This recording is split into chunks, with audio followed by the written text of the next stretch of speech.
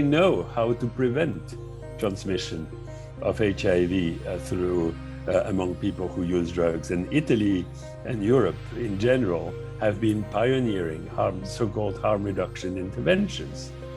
But harm reduction interventions are not implemented in most Eastern European countries because needle exchange is considered as actually helping or encouraging drug use rather than seen with the eyes of public health. And of course, people who use drugs, being so criminalized, are very distant from the health sector. So what the Global Fund has done is that the fund finances NGOs that link between the international global health movement, that is the Global Fund, the governments, and the affected populations.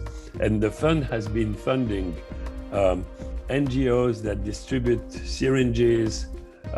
It has trained a number of people on harm reduction. In order for a country to get money from the Global Fund, they have to show that they are targeting the services to those in most need. If you don't do that, you don't get the money, meaning you have to rewrite your application until it matches with both the Global Fund guidelines, but most importantly with your epidemic. In a way, the Global Fund fights hatred and it fights exclusion.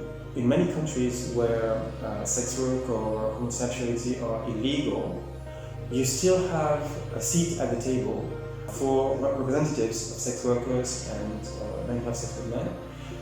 And this table is the Global Fund's country coordination mechanism, which is this big meeting that meets every quarter to talk about how the country is going to use the Global Fund money.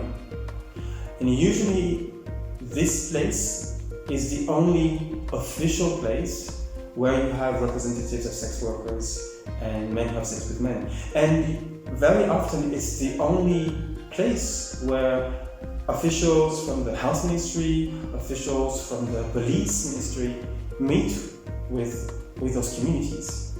So those officials they're not the president of the country, they can't change the laws like that, and sometimes they don't even change their mind. But oftentimes they do change their mind and they are part, at least, if not changing the law, at least reducing the extent to which law is applied inhumanly.